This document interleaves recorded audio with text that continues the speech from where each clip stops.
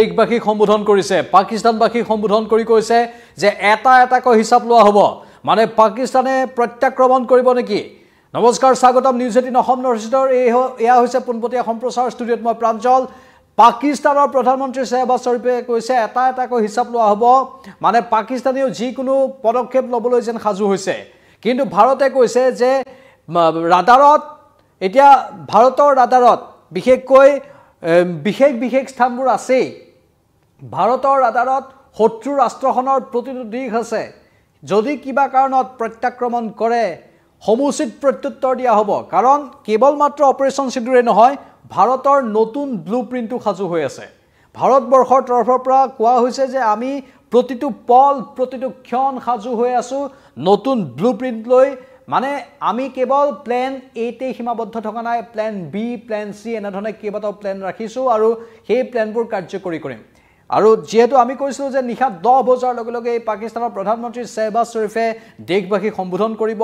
এই মুহূৰ্তত পাকিস্তানৰ প্ৰধানমন্ত্ৰীয়ে পাকিস্তানবাসীক সম্বোধন কৰিছে সম্বোধন কালত তেওঁ কৈছে যে এটা এটাকৈ হিচাপ লোৱা হ'ব ভাৰতৰ বিৰুদ্ধে আৰু সেই মন্তব্য অত্যন্ত গুৰুত্বপূৰ্ণ মন্তব্য এটা এটাকৈ হিচাপ লোৱাৰ কথা আৰু এই মুহূৰ্তত মুখ লজ্জা নিবাৰণৰ বাবে অহৰহ চেষ্টা কৰিছে পাকিস্তানে এটা এটাকৈ হিচাপ লোৱাৰ হুংকাৰ লগতে সন্ত্ৰাসবাদীৰ পৃষ্ঠপোষক পাকিস্তানৰ এই হুংকাৰৰ পাছত ভাৰতৰ তৰফৰ পৰা প্ৰতিক্ৰিয়া আহিছে যে ভাৰতে অপাৰেচন সিন্দুৰ বা অপাৰেচন সেন্দুৰতে সীমাবদ্ধ থকা নাই কাৰণ ভাৰতে নতুন ব্লুপ্ৰিণ্ট ৰচনা কৰিছে প্ল্যান এ প্ল্যান বি এনেধৰণৰ বহুকেইটা পৰিকল্পনা ভাৰতৰ হাতত আছে আৰু সেই পৰিকল্পনা কাৰ্যকৰী কৰাৰ বাবে যিখিনি পদক্ষেপ আছে সেইখিনি লোৱা হৈছে চৰকাৰী শীৰ্ষ সূত্ৰই আমাৰ আগত সদৰি কৰিছে যে ভাৰতৰ নিজৰ ৰাডাৰত আছে সৰ্বাধিক বা অধিক সন্ত্ৰাসবাদী হাব আৰু পাকিস্তানে প্ৰতিশোধমূলক ব্যৱস্থা গ্ৰহণ কৰিলে যোগ্য প্ৰত্যুত্তৰ দিবলৈ কুণ্ঠাবোধ নকৰিব ভাৰতে অপাৰেচন সিন্দুৰৰ পাছত এতিয়া ভাৰতে সকলো দিশ তন্নকৈ চাই আছে বুলি সদৰি কৰিছে যদিও পাকিস্তানৰ প্ৰধানমন্ত্ৰীয়ে কৈছে যে এটা এটাকৈ হিচাপ লোৱা হ'ব কিন্তু ভাৰতে যদি পাকিস্তানে তেনে ধৰণৰ কাৰ্য কৰিবলৈ যায় তাৰ উচিত প্ৰত্যুত্তৰ দিবলৈ সাজু আছে যেহেতু ভাৰতত S-400 মিসাইল ৰাছিয়াৰ পৰা ক্ৰয় কৰা মিসাইলবোৰ সাজু কৰা হৈছে যদি পাকিস্তানে কিবাকৈ এয়াৰ স্ট্ৰাইক কৰিবলৈ চেষ্টা কৰে অথবা মিসাইলেৰে ভাৰতৰ ওপৰত যদি আক্ৰমণ কৰিবলৈ চেষ্টা কৰে সেই মিসাইলক আকাশ মাৰ্গতেই ধ্বংস কৰাৰ বাবে ভাৰতৰ হাতত S-400 অত্যাধুনিক ব্যৱস্থা আছে যি অত্যাধুনিক ব্যৱস্থা ৰাছিয়াৰ পৰা অনা হৈছিল ৰাছিয়াৰ পৰা ক্ৰয় কৰা হৈছিল 2019 চনৰ চুক্তি অনুসৰি ৰাছিয়াৰ পৰা সেই অস্ত্ৰ ভাৰতে ক্ৰয় কৰি থৈছে মানে আকাশ মাৰ্গতেই শত্ৰুৰ মিসাইলক ধ্বংস কৰিব পৰা ক্ষমতা আছে S-400ৰ বা আন কেতবোৰ অত্যাধুনিক সা-সৰঞ্জাম অত্যাধুনিক অস্ত্ৰ-শস্ত্ৰ আৰু শত্ৰুক পৰাভূত কৰিবলৈ যি বিশেষ কৌশল লাগে সেইখিনি গোটেই ভাৰতৰ হাতত আছে মানে ভাৰত সম্পূৰ্ণৰূপে সাজু সেয়ে 14 দিন সময় ললে 14 দিন সময় লৈহে পাকিস্তানৰ সন্ত্ৰাসবাদী ঘাটিত আক্ৰমণ কৰিলে 22 এপ্ৰিলতে পেহেলগামৰ আক্ৰমণৰ ঘটনা সংঘটিত হ'ল 22 এপ্ৰিলৰ পৰা আজি 7 তাৰিখ পালেহি এই 13-14 দিন সময় লৈ ভাৰতে আক্ৰমণ কৰিলে মানে ভাৰতে অত্যন্ত কৌশলগত বা বিশেষ পৰিকল্পনা অনুসৰি এই পদক্ষেপবোৰ লৈছে যাতে পাকিস্তানে কিবা কাৰণত আকৌ আক্ৰমণ কৰিলেও তাক উচিত প্ৰত্যুত্তৰ দিব যাতে পৰা যায় আৰু চৰকাৰী শীৰ্ষ সূত্ৰই সদৰি কৰা কথা যে ভাৰতীয় ৰাডাৰত সন্ত্ৰাসবাদীৰ হাব আছে অধিক সন্ত্ৰাসবাদীৰ হাব আছে আৰু পাকিস্তানে যদি আকৌ আক্ৰমণ কৰিবলৈ চেষ্টা কৰে ভাৰতৰ ওপৰত এইবাৰ আক্ৰমণ তাতোকৈ অধিক ভয়ানক হ'ব যাৰ বাবে পাকিস্তান নিজেও সাজু থকাটো দৰকাৰ আৰু সেই সময়তে পাকিস্তানৰ প্ৰধানমন্ত্ৰী শ্বাহবাজ শ্বৰীফে সদৰি কৰিছে যে ভাৰতৰ এটা হিচাপ লোৱা হ'ব ভাৰতে যি কাৰ্যকালী নিখাৰ ভাগত সংগঠিত কৰিছিল অতি মিথ্যাচাৰী এজন ব্যক্তি পাকিস্তানৰ প্ৰধানমন্ত্ৰী শ্বাহবাজ শ্বৰীফ আমি সকলোৱে জানো আৰু এইগৰাকী প্ৰধানমন্ত্ৰীৰ বিৰুদ্ধে বহুকেইটা অভিযোগ পূৰ্বৰে পৰা উঠি থাকে আৰু তেওঁ ৰাষ্ট্ৰসংঘৰ মজিয়াটো মিথ্যাচাৰৰ আশ্ৰয় ল'বলৈ চেষ্টা কৰিছিল এই মুহূৰ্তত আন কেতবোৰ তথ্য আহিছে আৰু সেইখিনি তথ্য কি আমি জনাব বিচাৰিছো ভাৰতৰ আক্ৰমণ মৃতকৰ সংখ্যা প্ৰকাশ কৰিছে পাকিস্তানৰ প্ৰধানমন্ত্ৰীগৰাকী এই যি সংবাদমেল বা দেশবাসীক সম্বোধন কৰিছে তাতেই উল্লেখ কৰিছে পাকিস্তানৰ প্ৰধানমন্ত্ৰী শ্বাহবাজ শ্বৰীফে যে 26 জন সন্ত্ৰাসবাদীৰ মৃত্যু হৈছে আৰু 43 জন আহত হৈছে শ্বাহবাজ শ্বৰীফে সেইটো কথা সদৰি কৰিছে ভাৰতক প্ৰতি আক্ৰমণৰ হুংকাৰ দিছে জৰ্জৰিত প্ৰধানমন্ত্ৰীগৰাকীয়ে আৰু এই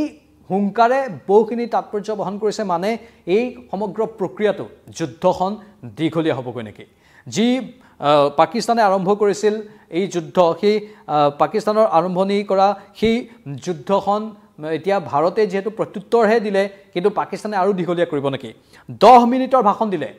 এইগৰাকী শ্বাহবাজ শ্বৰীফে দেশবাসীক সম্বোধন কৰিলে মাত্ৰ 10 মিনিট দেশবাসীক সম্বোধন কৰিবলৈ ভাষাৰ অভাৱ হ'ল শ্বাহবাজ শ্বৰীফৰ 10 মিনিটৰ ভাষণ দিলে 10 মিনিটত স্ক্ৰিপ্টেড ভাষণ দিলে মানে টেলিপ্ৰম্পটাৰ চাই যি ভাষণ দিয়ে সেই ভাষণ দিছে 10 মিনিটত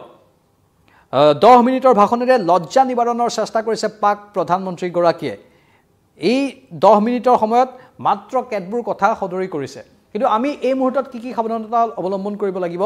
এই মুহূৰ্তত অৱসৰপ্ৰাপ্ত বহুকেইগৰাকী সেনা বিষয়া দেশবাসীক সম্বোধন কৰি কৈছে যে ভাৰতবৰ্ষৰ নাগৰিকে এইখিনি ক্ষেত্ৰত বিশেষ সাৱধানতা অৱলম্বন কৰিব লাগিব সেই সাৱধানতাখিনি হ'ল প্ৰিয় নাগৰিক বুলি সম্বোধন কৰিছে অৱসৰপ্ৰাপ্ত লেফটেনেণ্ট জেনেৰেল অফিচাৰ ক্ষমা কৰিব দেশবাসীলৈ এক্স মাধ্যমযোগে ভাৰতীয় সেনাৰ অৱসৰপ্ৰাপ্ত জেনেৰেল অফিচাৰ KJS ধিলনৰ আহ্বান কি কৈছে তেখেতে প্ৰিয় নাগৰিক যদি আপুনি আপোনাৰ চহৰ বা নগৰত ভাৰতীয় সেনা বায়ু সেনা বা নৌ সেনাৰ বাহনৰ কোনো গতিবিধি দেখা পায় তেন্তে অনুগ্ৰহ কৰি সেই দৃশ্যৰ কোনো ভিডিঅ' বা ৰীল নবনাব আৰু সামাজিক মাধ্যমত পোষ্ট নকৰিব অন্যথা এনে ধৰণৰ কামেৰে আপুনি নজনাকৈ আমাৰ শত্ৰুক সহায় কৰি থকা হ'ব জয় হিন্দ এয়া ভাৰতবাসীৰ প্ৰতি সেনাৰ অৱসৰপ্ৰাপ্ত জেনেৰেল অফিচাৰ KJS ধিলনৰ আহ্বান তেওঁ কৈছে যে প্ৰিয় নাগৰিক আপোনাৰ চহৰ বা নগৰত ভাৰতীয় সেনা বায়ু সেনা বা নৌ সেনাৰ বাহনৰ কোনো গতিবিধি দেখা পায় তেন্তে অনুগ্ৰহ কৰি সেই দৃশ্যৰ কোনো ভিডিঅ' বা ৰীল নবনাব আৰু সামাজিক মাধ্যমত পোষ্ট নকৰিব অন্যথা এনে ধৰণৰ কামেৰে আপুনি নজনাকৈ আমাৰ শত্ৰুক সহায় কৰি থকা হ'ব 26/11 কাণ্ডৰ সময়ত কি হৈছিল সংবাদ মাধ্যমৰ যিবোৰ বাতৰি আছিল সেই বাতৰিবোৰ লাইভ চাই পাকিস্তানত বহি থকা শত্ৰুৱে সেই সন্ত্ৰাসবাদীবোৰক সহায় কৰি আছিল ফোন যোগেৰে বিশেষ ফোন লৈ আহিছিল বা বিশেষ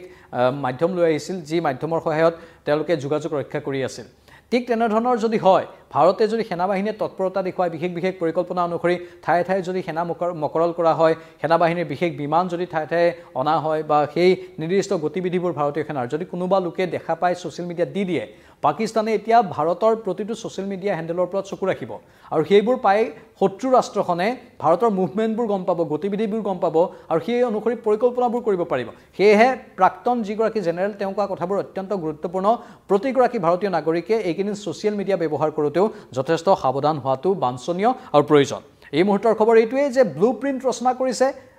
ভাৰতবৰ্ষই নতুন ব্লু প্ৰিণ্ট আছে কেইবাটাও নতুন প্লেন আছে যদি পাকিস্তানে এই মুহূৰ্তত ভাৰতৰ ওপৰত আকৌ আক্ৰমণ কৰে তেনেহ'লে তাক সমুচিত প্ৰত্যুত্তৰ দিয়া হ'ব ভাৰতীয় যি বেষ্টনী যি নিৰাপত্তা বেষ্টনী আৰু লগতে আন কেতবোৰ যি ব্যৱস্থা সেই ব্যৱস্থাবোৰক অধিক সুদৃঢ় কৰা হ'ল 14 দিন সময় ল'লে ভাৰতে 14 দিন সময়ত সকলো কটকটীয়া ব্যৱস্থা কৰা হ'ল পানী নখৰকা ব্যৱস্থা কৰা হ'ল বুলি আশা কৰিছোঁ আমি আৰু তাৰ পাছতে হয়তো পাকিস্তানে যদি আকৌ এনেধৰণৰ কাম কৰিবলৈ চেষ্টা কৰে তেনেহ'লে সেই পাকিস্তান এবাৰ ধ্বংসযজ্ঞত পৰিণত হ'ব সম্মূলনছে নাশ হ'ব বুলি আমি আশা কৰিব পাৰোঁ এই মুহূৰ্তৰ বাৰ্তা এইটোৱে আছিল অপাৰেশ্যন সিন্দুৰৰ পাছত ভাৰতে হাত সাৱটি বহি থকা নাই ভাৰতে তীক্ষ্ণ দৃষ্টি ৰাখিছে প্ৰতিটো ঘটনা পৰিঘটনাৰ ওপৰত কেৱল এটা অপাৰেশ্যন নহয় আমি পূৰ্বৰ লাইভত কৈছোৱেই কেইবাটাও অপাৰেশ্যন চলিব পাৰে আৰু ভাৰত এতিয়া সক্ৰিয় অৱস্থাত এলাৰ্ট অৱস্থাত আৰু এই এলাৰ্ট অৱস্থাৰ বাবে আমি প্ৰতিগৰাকী নাগৰিকো বিশেষভাৱে সাৱধান হৈ থকাটো দৰকাৰ সক্ৰিয় হৈ থকাটো দৰকাৰ আপোনালোকৰ মতামত কি কমেণ্ট বক্সত কমেণ্ট কৰি জনাওক মই প্ৰাঞ্জলে বিদায় লৈছোঁ এই মুহূৰ্তত চাই থাকক নিউজ 18 অসম নৰ্থ ইষ্ট নমস্কাৰ